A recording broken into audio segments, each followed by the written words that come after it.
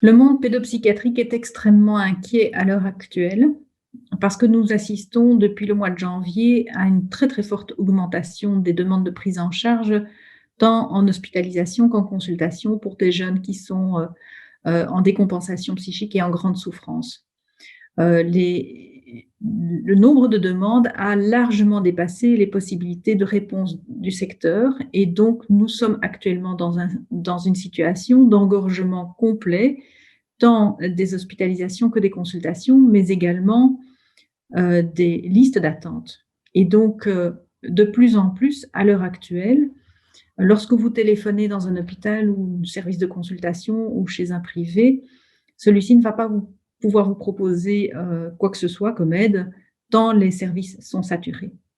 Et donc, le monde pédopsychiatrique s'est mobilisé ces derniers temps pour essayer d'interpeller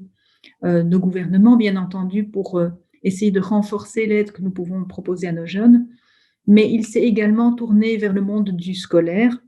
pour demander de l'aide, en fait, de l'aide aux écoles, pour essayer de mettre en place de la prévention en milieu scolaire. Nos jeunes ont des capacités de résilience, fort heureusement, et nous pouvons les stimuler, mais il faut qu'ils soient dans des conditions propices pour ça.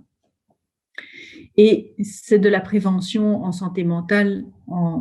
de manière générale qu'il s'agit de développer à l'heure actuelle. Or, le seul endroit où nous pouvons rencontrer nos jeunes à l'heure actuelle sans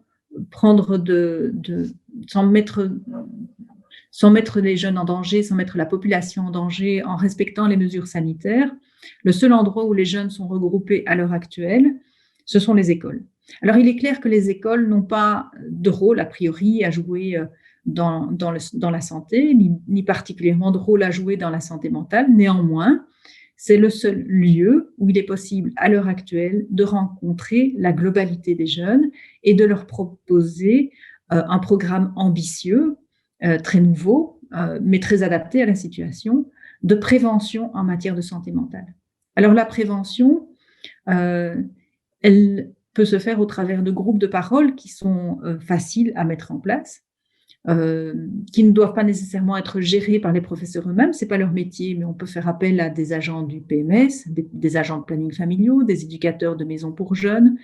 toute une série de personnes qui peuvent animer ce genre de choses et permettre également à nos jeunes d'y retrouver un plaisir de vivre, un plaisir d'être ensemble, resocialiser, mais au travers de médias qui leur permettent effectivement d'être dans le partage, d'être dans la possibilité de mettre des mots sur des émotions qu'ils vivent à cause de la situation sanitaire, mais éventuellement des émotions qui leur viennent au travers d'activités ludiques,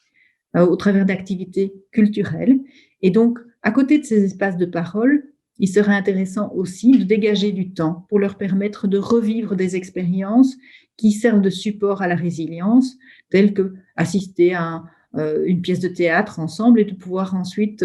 en parler, le partager, faire des sorties scolaires et se remettre en contact avec des activités culturelles, artistiques, qui ont le don de nous toucher et qui ont le don d'activer justement toute cette part de nous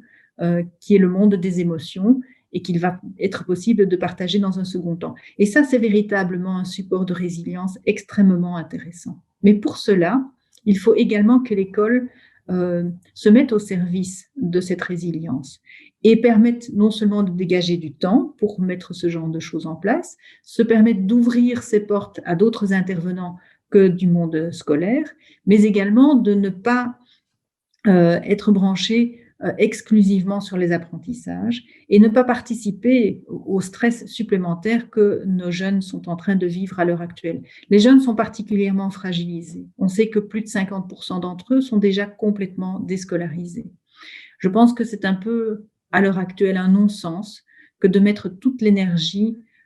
qui accompagne la reprise scolaire vers une fin de programme, on n'y arrivera pas, vers une organisation d'examen de fin d'année stressant dans une population qui est déjà fragilisée. Je pense que maintenant, la priorité, c'est de soutenir la bienveillance vis-à-vis de nos jeunes, soutenir leur potentiel de résilience et mettre tous les outils en place pour y parvenir, même au sein des écoles.